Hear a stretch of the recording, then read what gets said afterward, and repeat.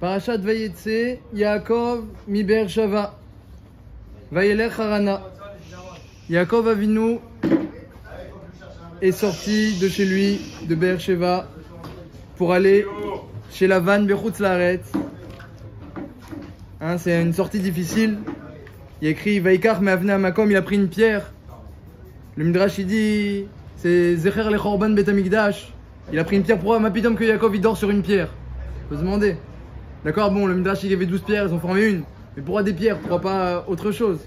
Alors il y a un Midrash qui dit que c'est Zecher lechorban bet hamikdash. Bien qu'il n'y avait pas encore eu, mais c'est déjà prévu. Que ce serait une éventualité évidemment. Et où est le Chorban? À l'époque de Yaakov, où est le Chorban? Pourquoi il y a besoin de mentionner ce Chorban dans la Torah Alpi Midrash? Parce qu'il s'en va de Be'er Sheva, de chez son père. Est-ce qu'il y a plus triste que partir de chez son père, de Eretz Israël, pour aller chez Lavan à Arami, Bechutz Laaretz? C'était où chez Lavan? Enfin, laquelle? À Harana, Ouais, mais c'est où? en Chutz Laaretz. Sud-ouest. À Kol Panim,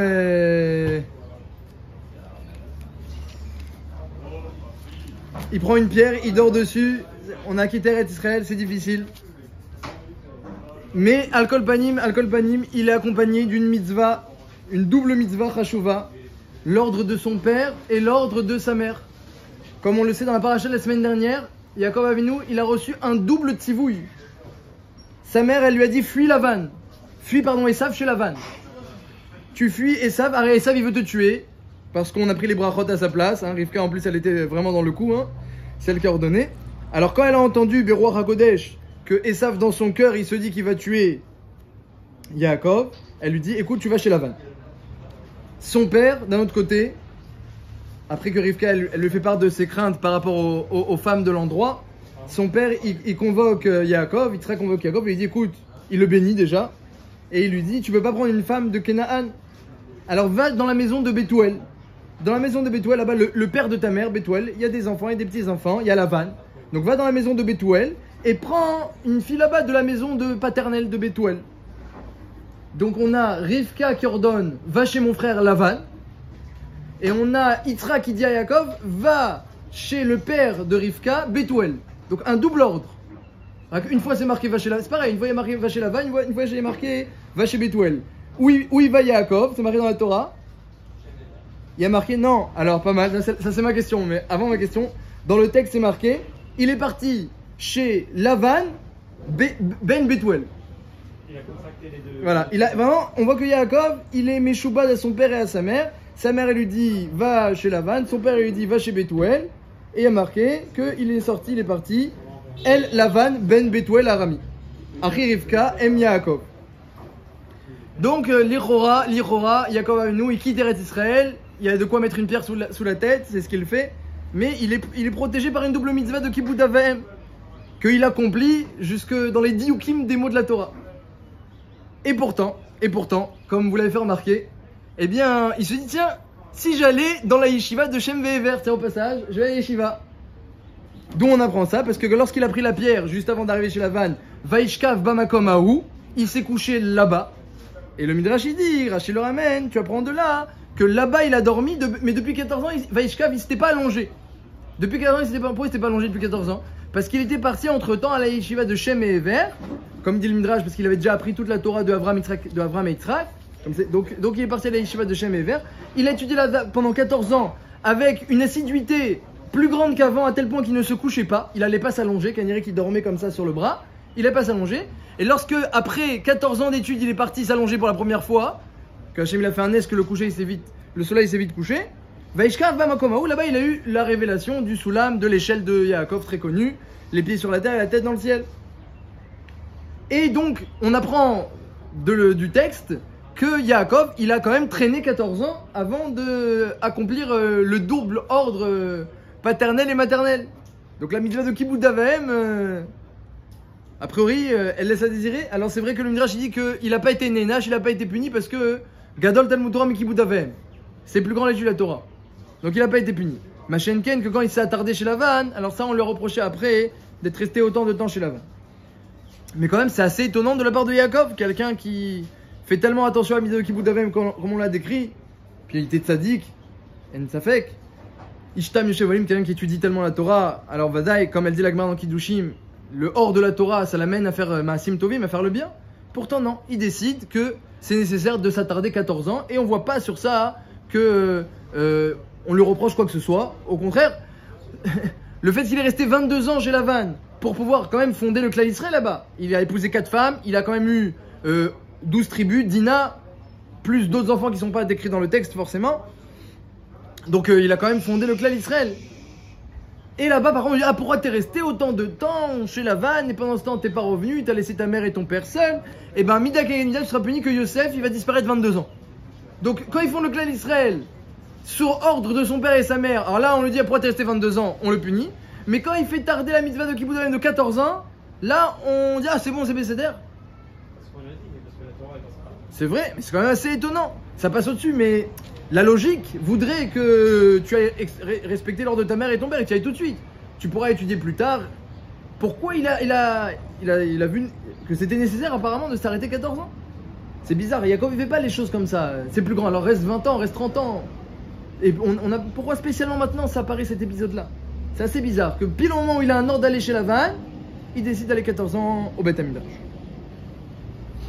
Le roi Zaomer Darsheni.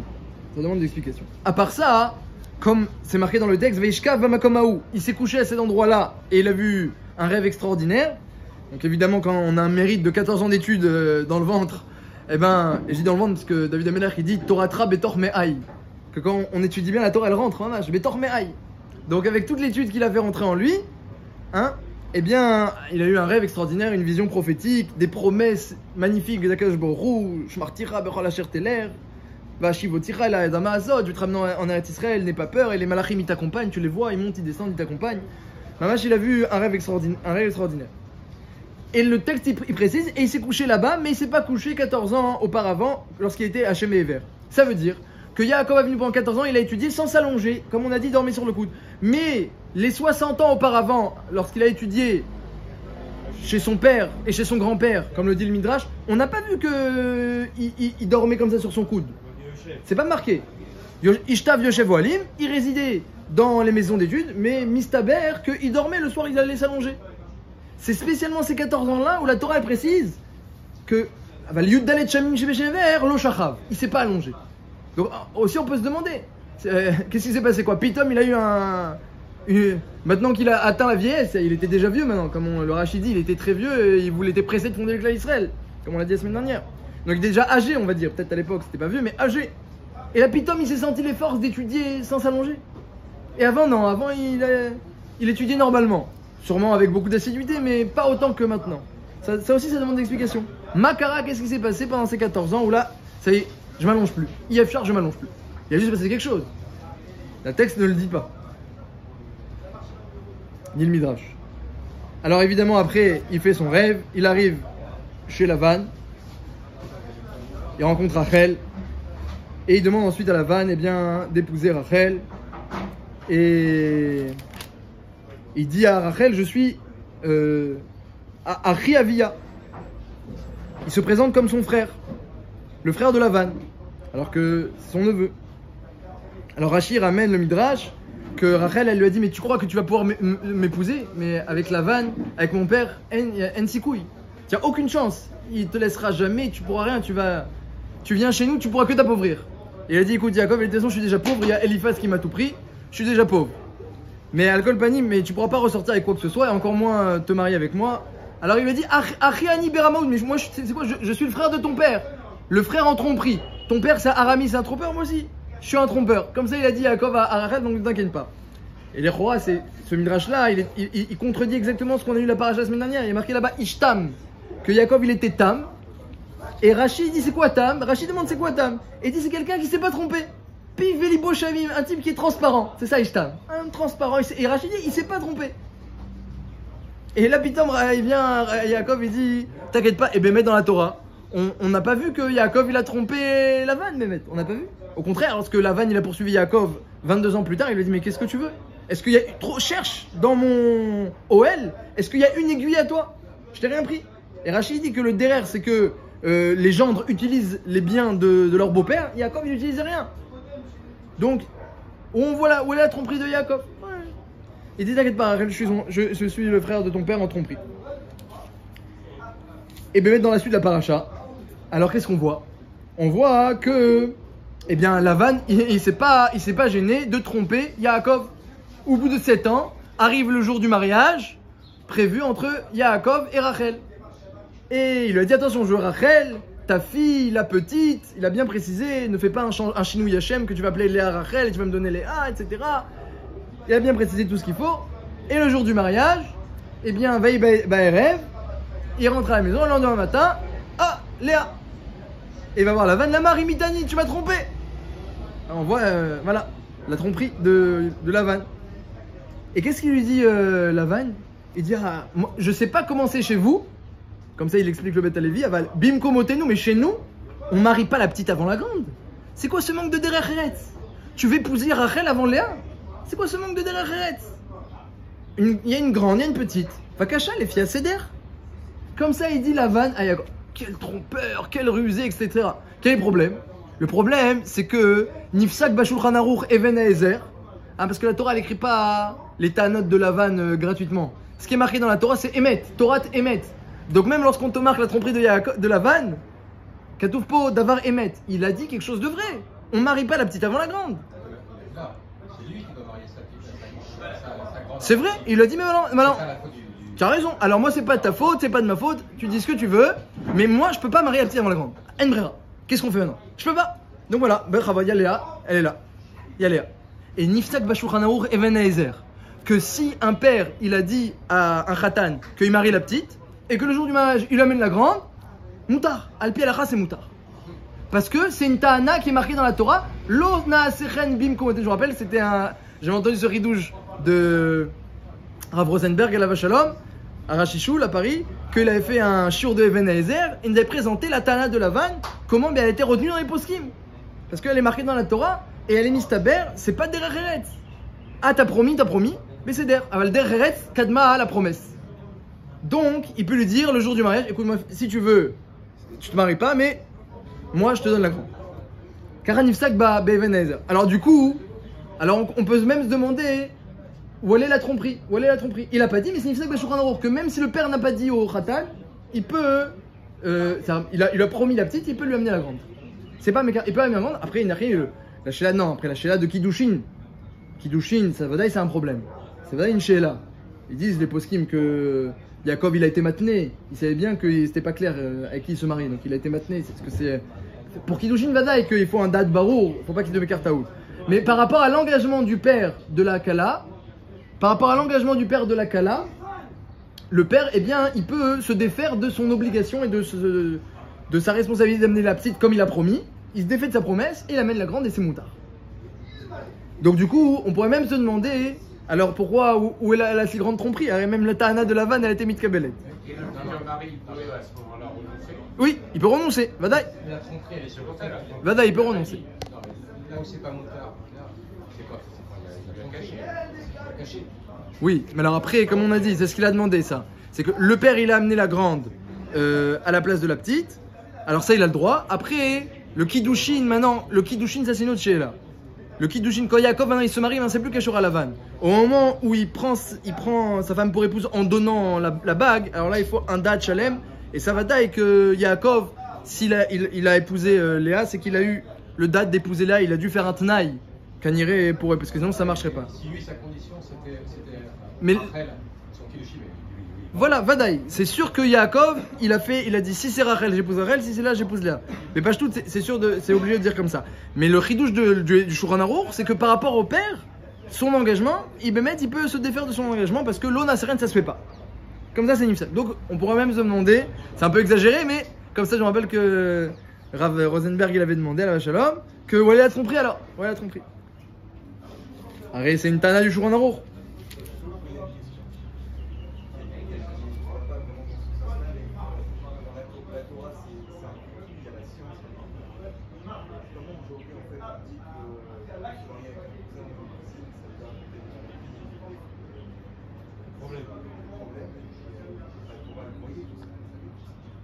Est-ce que c'est en allusion dans la Torah? Sûrement, mais... Ah oui, c'est permis maintenant. Est-ce que c'est en allusion dans la Torah cette Nekuda-là? Binider, j'essaierai de chercher, mais je connais pas ce sujet. Akol Panim, dans la suite de la paracha, alors là il y a encore une autre histoire, assez comme ça intéressante et Karov les Ramaout, ça a l'air aussi de une tromperie, ça a l'air quelque chose de bizarre. C'est l'histoire des chèvres et des moutons de Yaakov et de Lavan. Donc pendant 14 ans, Yaakov il a travaillé du coup gratuit. 7 ans pour Rachel, il n'a pas eu. Et après, il a rajouté encore 7 ans pour recevoir Rachel. Et ensuite, au bout de 14 ans, il dit, ça y est. J'ai travaillé 14 ans gratuitement, j'ai épousé tes 2 filles, la grande, la petite. Je m'en vais. Et Lavan, il ne veut surtout pas que Yaakov il s'en aille. Il sait très bien que depuis que Yaakov il a la bracha dans tous les domaines. Et il n'avait pas de garçons, il a eu des garçons. Il n'y avait pas d'eau dans Haran, il y a eu de l'eau. Il y a eu plein de brachot qui se sont multipliés depuis que Yaakov était là. Il a eu des enfants, des garçons. Il n'a pas écrit leur nom, mais avant il avait que des filles. Il a eu ensuite des garçons là-bas. Et il savait, vous savez, il avait des trafim. Il avait des idoles avec lesquelles il faisait de la sorcellerie avec Korot Atouma. Et le Ramban il dit que Korot Atouma Al-Pirov, ça marche. Celui qui connaît les Korot Atouma, ça peut marcher, comme c'est marqué que, on l'a dit la semaine dernière qu'Avram Avinu il a donné Korot Atouma à Ishmael. Donc Lavan il connaissait Korot Atouma, il savait très bien que toute la bracha elle vient de Yaakov. Il savait très bien. Donc il veut surtout pas que Yaakov il parte. Il dit écoute, s'il te plaît, tu restes. La bracha elle est venue à cause de toi, je sais très bien. Dis-moi ce que je te donne et dis-moi ce que tu veux, je te donne. Il dit tu me donnes rien déjà. Tu me donnes rien. Alors qu'est-ce qu'on va faire? Il dit voilà. On va faire comme ça. L'oditenli meoula, tu me donnes rien. Imta zeli adavarazé, ashuva eretzonra eshmo. Je veux bien revenir, garder ton troupeau, mais à la condition suivante, ce sera ça mon salaire. Quelle est la condition? Et vor bechol sonra ayom. Je vais passer en tout ton troupeau que je surveille. Aser misham, toi tu vas enlever kolse nakut vetalou. Tous les C, toutes les chèvres, explique Rachid, qui mate tous les mefarshim sauf le Ramban. Toutes les chèvres qui sont nakut vetalou, qui ont des petits points et des gros points. Donc tacheté et talou avec des taches larges. Vechol serum, et tous les moutons qui sont foncés. Marlogat Rishim, c'est quoi Rum bidiouk. Venakut vetalou baezim, vayasrari. Donc voilà, dans les chèvres, tu m'enlèves nakut vetalou, ceux qui ont des points et des grosses taches. Et dans les moutons, tu m'enlèves les foncés. Et donc tu me laisses rien de tout ça. Tu me laisses que les autres. C'est quoi les autres? Donc c'est les blancs et les akoudim, ceux qui ont des taches dans les pieds. Et c'est tout. Qui ont de la couleur dans les pieds. Et c'est tout. Vayasrari. Et ensuite maintenant, tout ce qui va naître de mon troupeau qui ne contient plus ces couleurs-là, du tout. Ni chez le père, ni chez la mère. C'est ça mon salaire. Donc voilà, je vais prendre qu'une sorte d'animaux. Par exemple, pour simplifier, on peut dire comme le Ramban, qu'il a enlevé tous ceux qui sont tachetés. Ça veut dire les petites taches et les grosses taches. Il a tout enlevé d'après le Ramban. C'est plus simple que Rashi. Et tous les foncés. Et voilà. Et donc, il garde que les clairs, les blancs ou ceux qui n'ont pas de taches, sauf ceux qui avaient des taches sur les pieds. Ça, c'est pas marqué qu'il lui a dit d'enlever.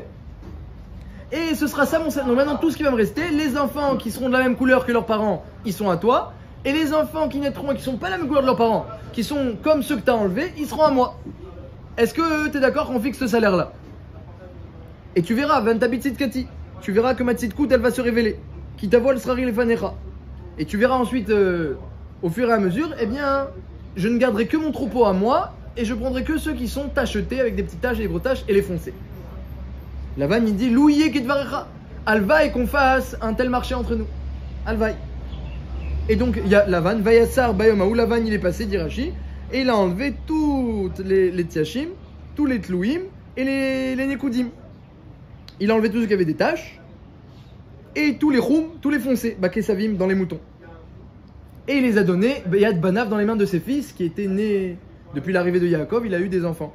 Donc c'était des adolescents, il a dit voilà, prenez-vous tous les troupeaux de cette couleur-là. Ils ont mis un espace de 3 jours entre le troupeau de Yaakov qui ne contenait plus ses couleurs et entre le troupeau de Lavan. Et il a dit maintenant, Beatzlacha, voilà, Beatzlacha. Tu continues à regarder mon troupeau.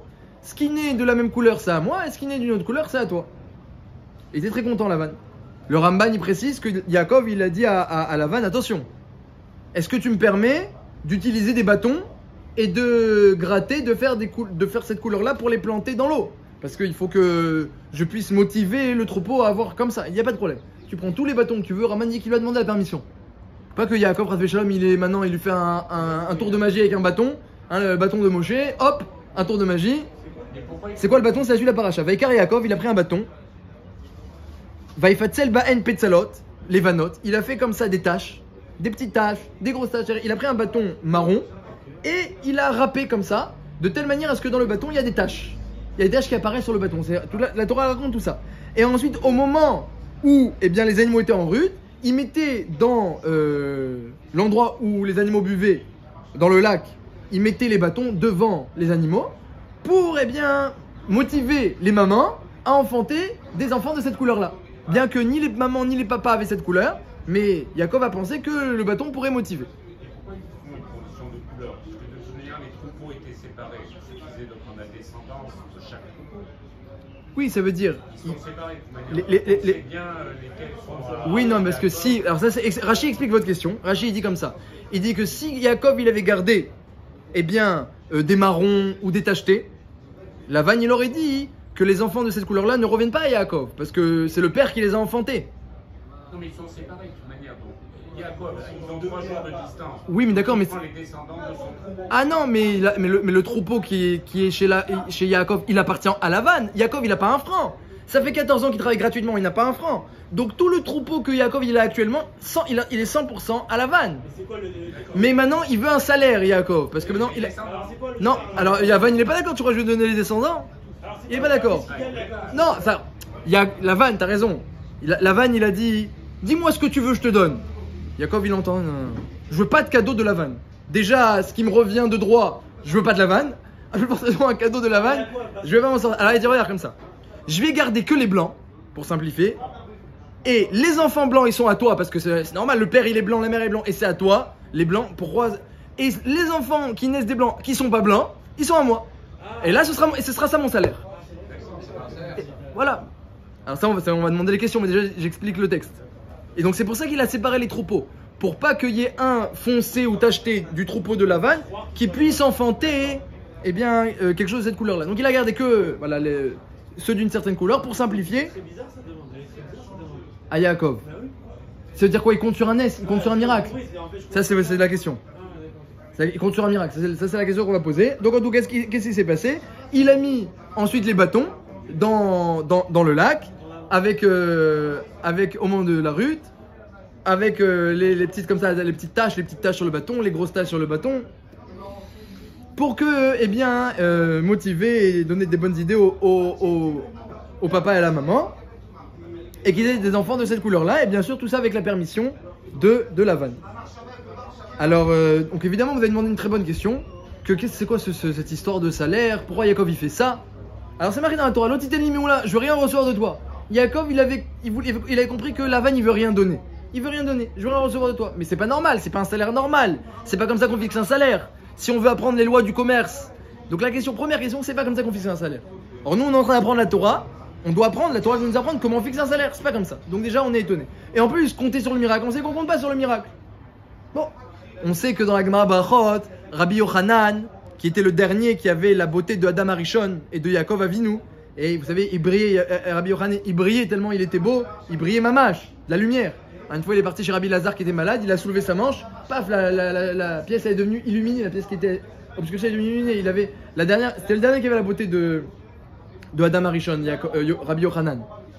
Et il se mettait à la sortie des mikvaot pour que les femmes en sanglier le voient et qu'elles aient encore des enfants comme lui.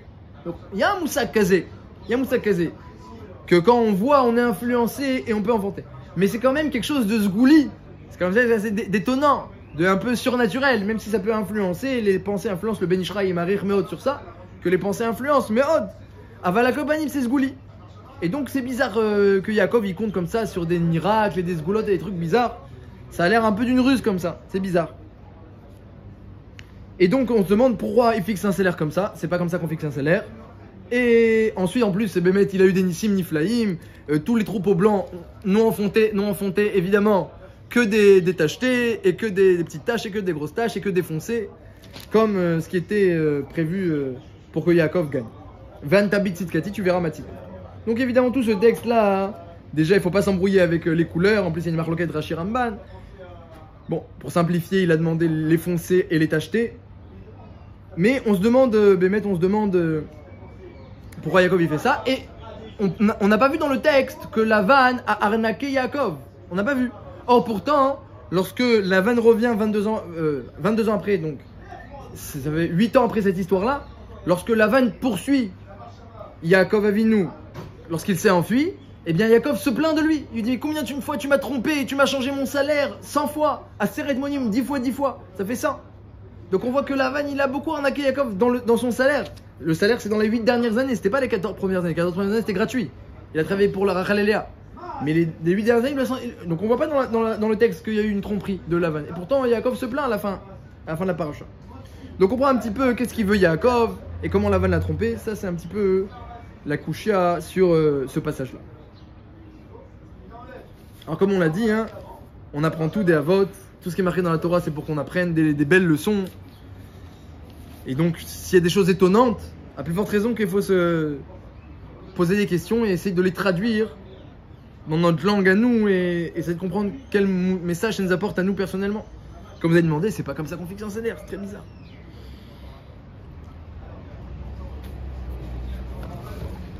Ah, mais toi, Hachem, on va parler de quelque chose qu'on rencontre tous les jours et que la paracha elle décrit et qui est un sujet mamash des plus fondamentaux et des plus chamourim mamash, c'est les plus capital. C'est un sujet capital et moi quand j'étais à l'Yeshiva de Mir, eh bien le Rosh Yeshiva il disait si la Torah, les lois de la Torah, Shabbat, Nida, Kashrut, si la Torah c'est Nora, c'est redoutable, les lois de la Torah elles sont redoutables, alors ce sujet-là, il est Nora Noraot. C'est redoutable parmi le redoutable. Il disait c'est du Hesh, ce sujet c'est du Hesh. Il dit moi j'ai peur du Hesh, il disait le Rosh Yeshiva de Mir. Moi j'ai peur du Hesh. Rav Nassan dit moi j'ai peur du Hesh. C'est quoi ce sujet? C'est ne pas prendre de l'argent à son prochain. Être honnête dans son travail. Être honnête avec les autres. Nora Hot. C'est redoutable parmi ce qui est redoutable. Et pourquoi c'est tellement redoutable? Premièrement, à cause de ce qu'elle dit la Mishnah. C'est une Mishnah dans Maseret Yoma Daf Pei Amud Bet. La Mishnah elle dit Baruch Hashem, Hashem nous a blessé le jour de Kippour pour nous excuser de toutes les fautes, de toute la vérote. Alors les mitzvot assez, ça suffit de tchouva. Les avérotes comme manger pas kasher, ça suffit Kippour. S'il y a un karet, un mita, des avon chamourim, il faudra Kippour avec des souffrances. Chilul Hashem, c'est pas pardonné, mais c'est jusqu'à la fin de sa vie. Mais Ben Adam la Chavero, lorsque tu as endommagé ton prochain, Shum Davar. Kippour ne marche pas, Shum Davar. Rien. Mais pas un petit peu, avec des souffrances, avec un truc à part. Rien. C'est normal, vous dites. J'ai endommagé le prochain, c'est à lui de m'excuser. C'est normal. Mais du coup, c'est tout à fait. Eh bien, arrête, on est des êtres humains et on fait des fautes. Et des fois, on n'est pas conscient des choses. Et donc, du coup, lorsque il y a quelque chose qui est comme ça irréversible, si quelqu'un il est conscient, le Pélé Yoetz il dit traduction, ça veut dire quoi traduction? Que tout ce que tu as fait avec ton prochain de pas droit, de pas juste, tu l'as lésé, onat varim, onat mamon, tu l'as vendu trop cher, tu lui as pas donné ce qu'il fallait, t'as pas pensé à lui payer ce que tu lui avais promis, etc. Et même si c'est pas plein, ça va pas dire qu'il a été morel. Il dit tout ça, si t'as pas réglé, quand t'arrives au Lamabak, il dit, Hachem dit, écoute, je peux rien faire. C'est normal. C'est normal. Moi j'aurais bien. Hachem dit, moi je veux bien t'excuser tout. Mais comme tu dis, c'est normal, je peux rien faire. Comment on va lui demander maintenant? Je suis devant toi, Hachem Olam Haba. Il ramène le Péléoët. Voilà, donc c'est une autre là. Quand quelqu'un ne veut pas être moral et toi tu fais shtadlout pour que ce soit moral, tu lui payes le dommage, tu fais shtadlout, il n'a rien mis. Quand je me dis, moi je suis moral à sa place. Parce que c'est lui qui est en tort. C'est comme s'il est moral, c'est juste il est bloqué. Mais quelqu'un qui n'a pas fait ce qu'il fallait, et qui peut dire qu'il a fait ce qu'il fallait dans le domaine du Ben Adam la Chavero? Entre homme et son prochain, on a tous les jours des relations avec l'homme et son prochain. Je vous dis, le Roger dit, la relation avec le prochain, surtout dans ce domaine-là, c'est du feu. C'est du feu. Et bon, là, on va parler d'argent parce que Yaakov et Lavan c'est de l'argent, mais ça peut être aussi ne pas blesser, ne pas froisser. C'est aussi onat varim. Eh bien, c'est la Gemara dit dans Bamitia, c'est encore pire qu'onat mamon. Quand quelqu'un il fait du mal à son prochain et il le blesse moralement, C'est encore plus dur la capara, elle est encore plus dure à avoir que Onad Mamon. Comme vous a dit la Gemara. Parce que l'argent tu peux lui rendre, mais la blessure, qu'est-ce que tu vas faire? Il n'y a pas de Chazaral, dit la Gemara.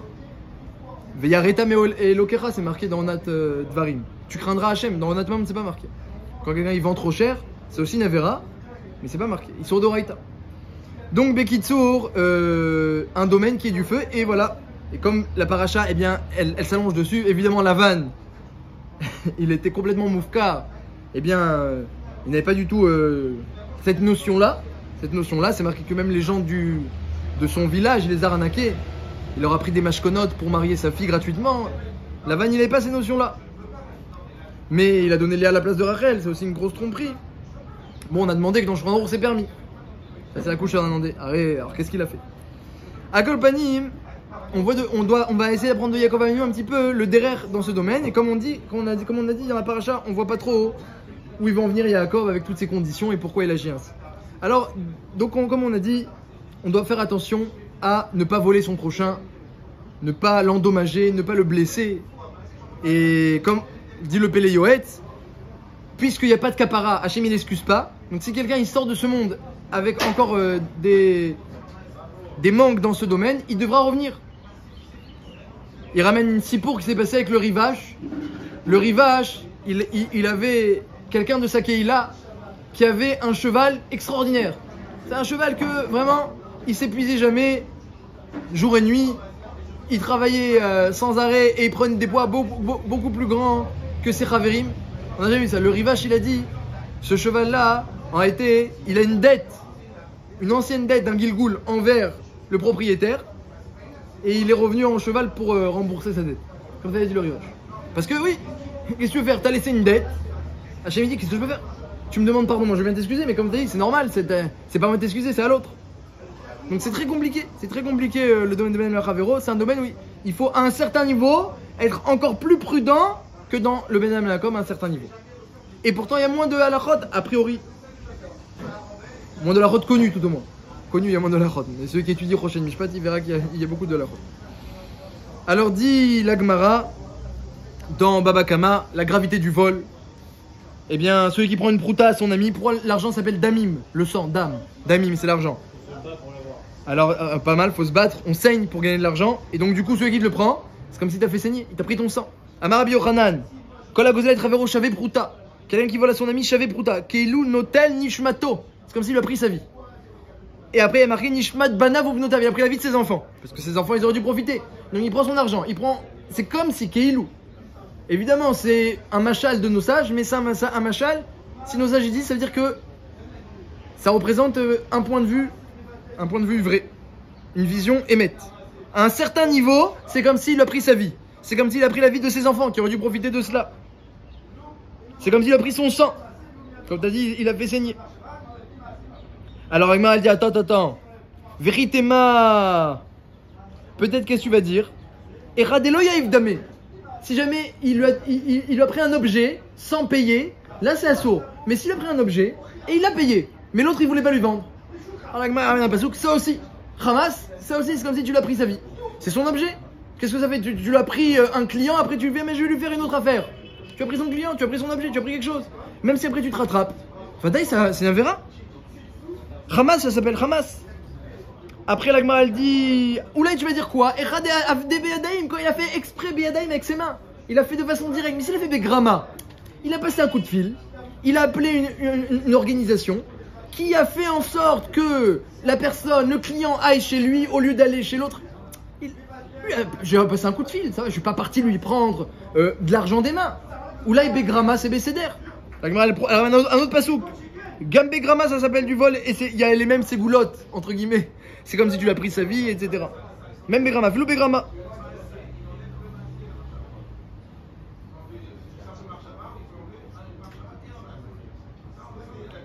Et voilà donc la Gemara là-bas elle s'allonge pour amener des réayotes à cela que il faut s'éloigner de toutes sortes de malhonnêteté, mamash.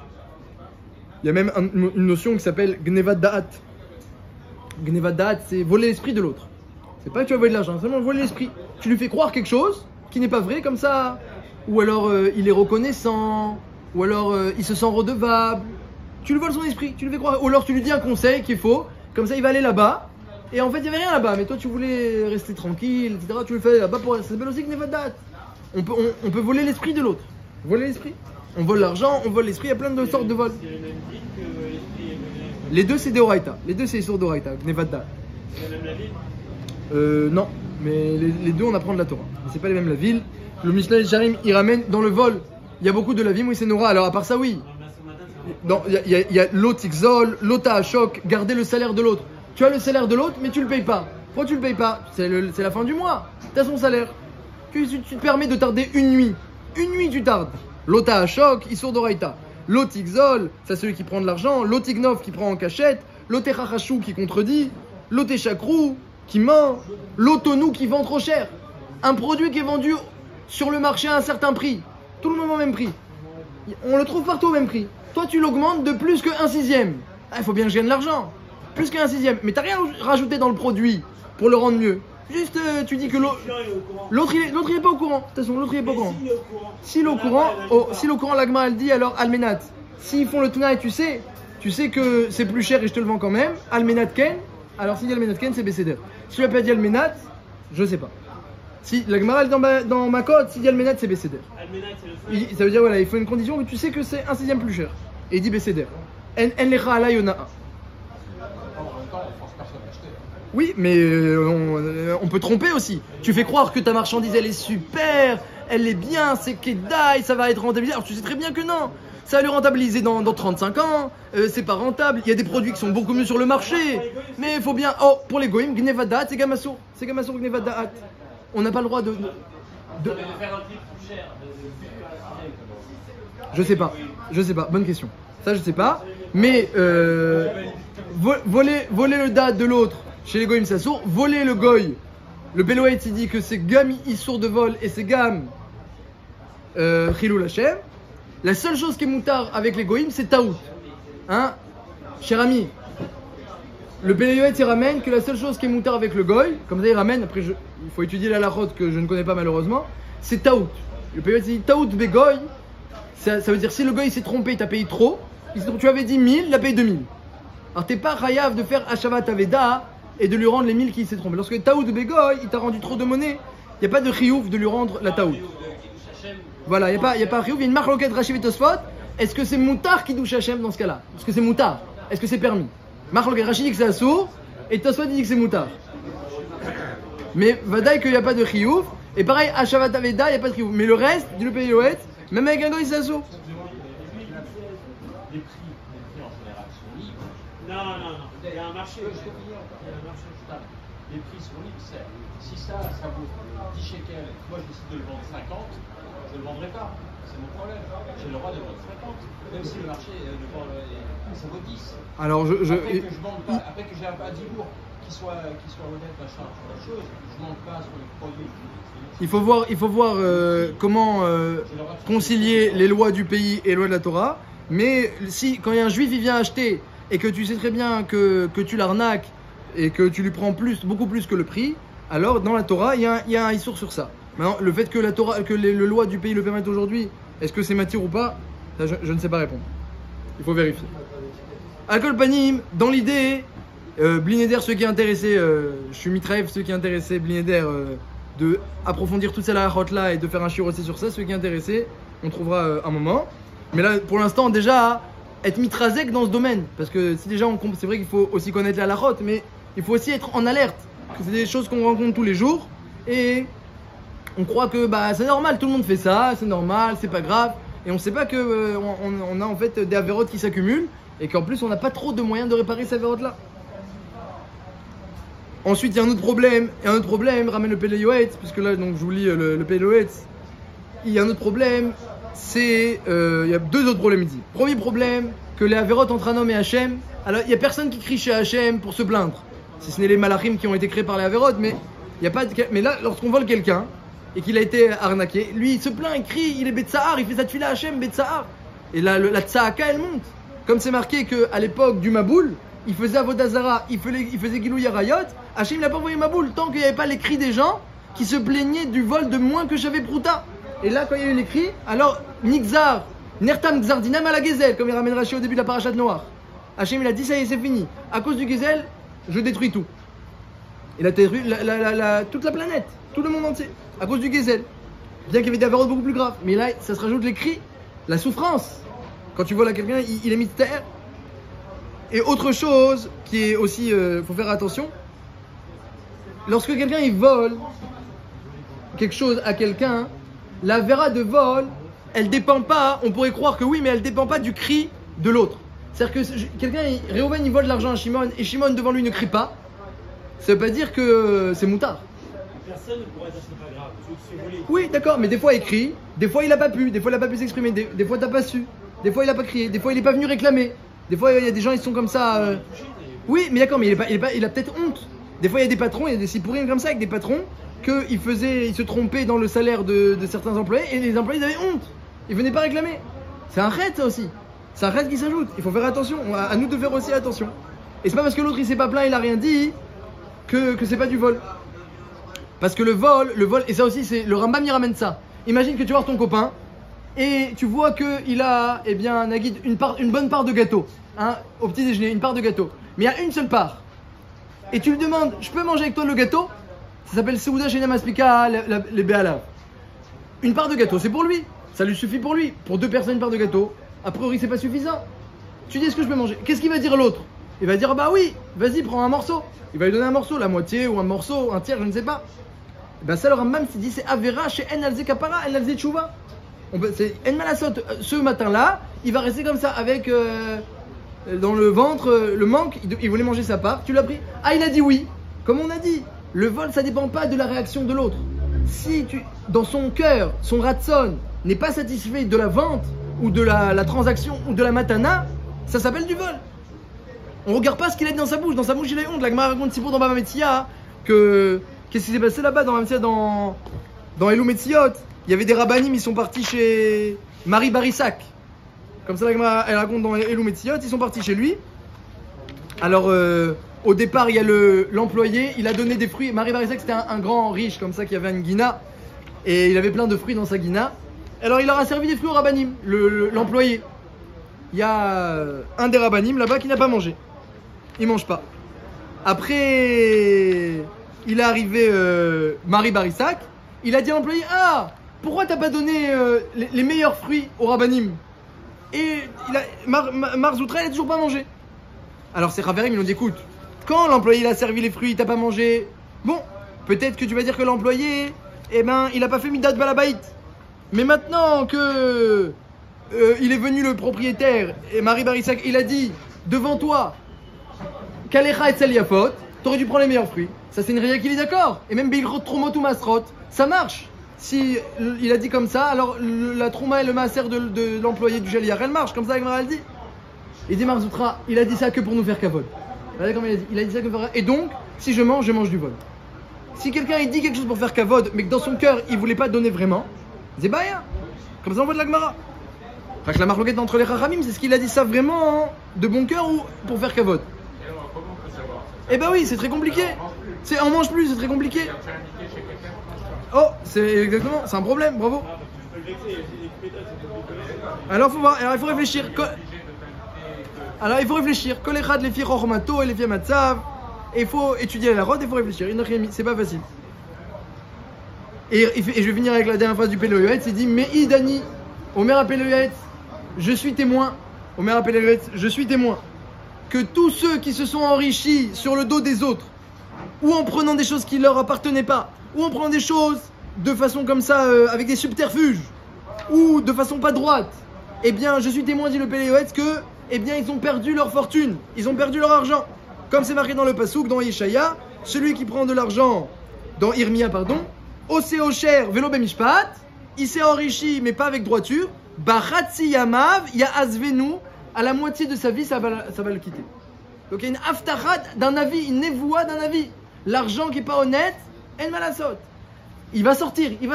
Donc on croit qu'on prend, mais en fait on prend pas de l'argent, on prend que des avérotes. Et après tout va sortir, bah ça. Alors bravo, alors voilà. Alors moi, d'après tout ce qu'on va dire maintenant, eh bien, ce que j'ai lu un petit peu. Dans l'autre sens, ça marche aussi. C'est-à-dire que quand on pense qu'on va toucher de l'argent honnêtement, et que la personne en face n'est pas honnête, ne donne pas notre dû, Oh, est-ce qu'on est en droit d'attendre aussi c'est exactement ce dont je voulais parler. Donc deux questions là, bravo. Alors une seconde. Alors voilà, j'y arrive. Donc qu'est-ce que vous m'avez demandé là un instant? Oh, voilà, bravo. Alors les deux questions dont je voulais parler, vous avez demandé. Les deux questions. Voilà. Comment concrètement, maintenant qu'on a dit tout ça concrètement, moi, j'ai lu dans des balais moussards qui veulent dire un pirouge qui, d'après moi, il trouve vraiment grâce à mes yeux que la raison pour laquelle Yaakov Avinu, il est parti 14 ans à la yeshiva et il n'a pas dormi jour et nuit juste avant d'aller chez Lavan, alors que la Torah nous décrit qu'il a reçu l'ordre de sa mère, l'ordre de son père et qu'il a accompli jusque dans le diouk des mots, il est parti chez Lavan ben Betuel. C'est justement parce que quand on va chez Lavan, il faut connaître Rochen Mishpat sur le bout des doigts. Ça veut dire quelqu'un qui va travailler, il sait qu'il va travailler chez Lavan, il n'a pas d'argent, il y fasse de à tout prix maintenant. Il sait qu'il va travailler.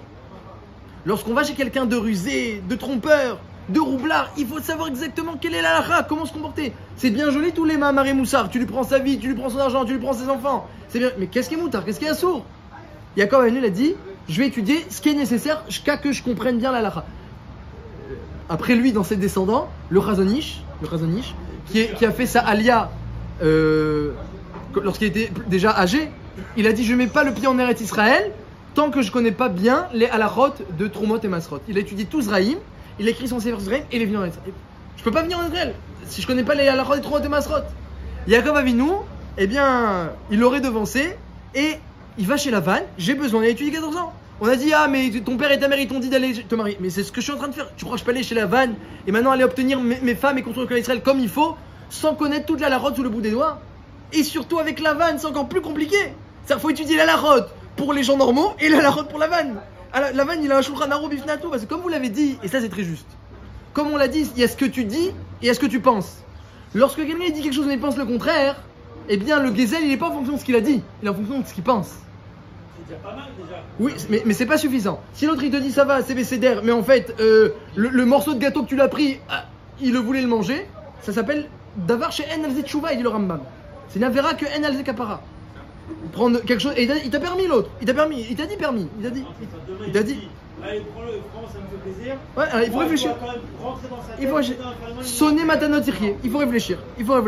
Chaque chose au cas par cas. Donc pour finir, Yaakov il va chez Lavan, non seulement il étudie toute la larotte, parce que comme vous avez dit, il faut connaître tout, mais il étudie toute la larotte concernant Lavan, parce que Lavan, eh bien il va dire des choses, il va penser d'autres, et il faudra être en adéquation avec ce qu'il pense, parce que si, eh bien on va fixer quelque chose mais il n'est pas content, eh bien c'est quelque part il y a du gezel. Alors Yaakov, Lavan il vient chez Yaakov. Dis-moi ce que je te donne. Ce que tu me donnes. Ce que tu me donnes, c'est du vol. L'otitenli meuma ne me donne rien. Pourquoi est-ce que tu me donnes? Parce que tu veux rien donner. Je te connais. Tu ne veux rien donner. Donc comment tu me dis? Dis-moi ce que je te donne. L'otitenli meuma. On va faire un accord avec lequel tu es d'accord.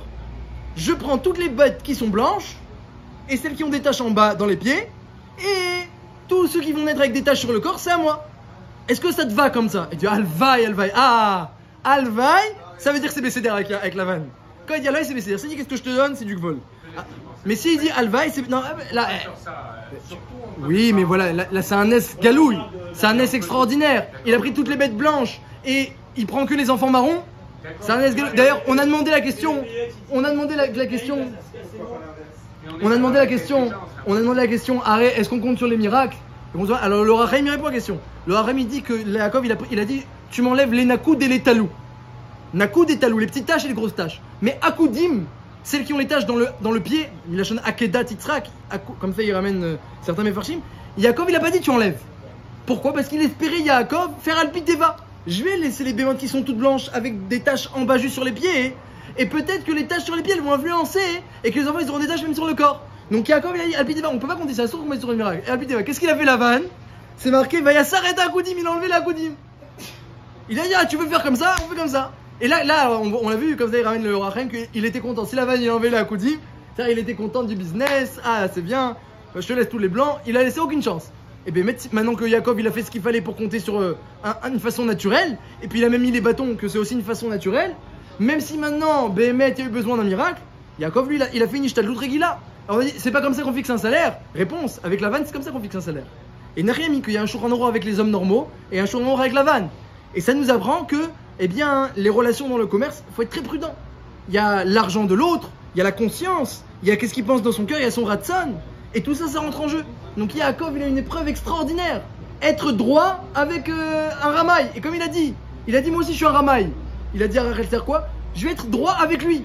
Être droit avec un ramaï, c'est faire, on est obligé de faire de la ramaout. Regardez comment il a fait. Il prend toutes les bêtes blanches, il va prendre les marrons pour lui. On dit mais c'est quoi cette histoire? C'est une ruse. C'est ce qu'il a dit Yaakov. Être droit avec un ramaï, eh ben ça va sortir quelque chose qui ressemble à une ruse. Mais moi je fais toi le pitora. Ça, on est un peu bekvoul, mais je fais toi le pitora. Et ben il a eu besoin de miracles. Et il les a eu. Donc on a répondu à pas mal de questions. Que Bémet Vadaï qui voulait accomplir l'ordre de son père et de sa mère. Mais il a vu que c'est nécessaire, comme vous avez dit, d'étudier toute la halachot. On peut pas être droit si on connaît pas toute la halachot. Rochen Mishpat, c'est Maïm Shen Lemsov, c'est très difficile à étudier, ça prend des années. C'est-à-dire quand on essaie qu'on est juste, que l'autre, la personne en face ne l'est pas, qu'on n'arrive pas à prendre la Il faut, au cas par cas, non, il s'agit pas d'être mévater. Il s'agit pas d'être mévater. Ça veut dire que finalement, de toute façon, dès que tu me donnes ta tante, mais moi je sais que j'aurais pu faire pareil. Est-ce que oui ou non? Ah, Vadaï, c'est marqué Mefourash dans Rosh Hashanah et dans Baba Batra, que tout ce qui doit rentrer, ça c'est ce qu'il dit aussi Avantabit Tzidkati. Il a dit c'est sûr que ça va revenir. Il a dit c'est sûr que ça va revenir. Il a dit Yaakov. J'ai vu les Mefarshim, il dit c'est quoi Avantabit Tzidkati sûr ça va... D'où il sait Yaakov ça va revenir? Parce que ce qu'Hachem il a décrété à Rosh Hashanah, ça revient dans la poche. Hachem il a décrété à Rosh Hashanah combien ça rentre, combien. En Adam Nogea, c'est marqué dans le message de Jérémie le ramène, donc justement sur le Gezel. En Adam Nogea Bemuchal la Ravero Kimlonima. On peut pas toucher à ce qu'Hachem il a prévu pour son Raver comme l'épaisseur d'un cheveu. Donc vadaï que ça va revenir. Maintenant, est-ce que nous on doit être mévater? J'ai pas dit qu'il faut être mévater. Il faut bien au cas par cas réfléchir le comportement le plus droit avec les gens qu'on a en face de nous. Et ça c'est mamage, ça demande une étude approfondie que j'ai pas fait aujourd'hui mais qu'on pourrait faire ensemble. Ça demande une étude approfondie. Et donc je pense qu'on a répondu aux questions que Yaakov il a pas compté sur le miracle. Il a essayé d'être droit au maximum. Lavan, évidemment, il a changé le salaire tout le temps. Lorsque les bêtes étaient enceintes, il changeait le salaire, il faisait des nissim. On a demandé, Lavan il a dit, ça se fait pas de marier la grande à la petite avant la grande. Et c'est marié un jour en amour. Où est la faute? Regardez, j'ai vu, il dit le Rav Shalom Joadron, quelque chose d'extraordinaire. Si vous regardez dans le texte, c'est pas marqué que Lavan il a mis Léa à la place de Rachel pendant tout le mariage. Il y a marqué qu'il a réuni les gens, il a organisé la soirée et la fête, etc. Il n'y a pas marqué qu'il a mis Léa. Vaï Baerev, et ce fut la nuit, et il va écarter Léa. Ça veut dire que qu'est-ce qu'il a fait Lavan? Il a pas dit à Yaakov clairement, franchement, je veux pas marier Rachel avant Léa. Il a mis Rachel avec la robe de mariée, à la table des invités, à la table de mariage. Tout le monde a dit Mazal Tov, Rachel était contente. Et le soir, à la fin du mariage, il a pris Léa au moment de la choupa et de la soirée. Donc ça, c'est une grande ruse. C'est vrai que Jean Henri permet de donner la grande, mais comme vous avez dit, il faut être honnête. Il faut dire, je veux marier la grande. Et même si tu avais promis quelque chose, tu as le droit de changer d'avis, c'est dire, mais je veux marier la grande. Mais non, la vanne reine, tout ça. Lorsqu'il connaît une halakha, il va appliquer la halakha de façon rusée. Il dit Rachel, et le soir, il met Léa à la place. Ça, c'est la vanne. Donc voilà, bon, Hachem, on a pu étudier un petit peu combien il faut faire attention à ne pas blesser ses amis, ni moralement, et ni économiquement. Rabbi Chanam ben Hashem Omer, Ratzak Hashemut Zagoy Tzchel Yitzchak, Irba Lem Torah Yot Shneimar, Adonai Rafet Zeman Tzidko.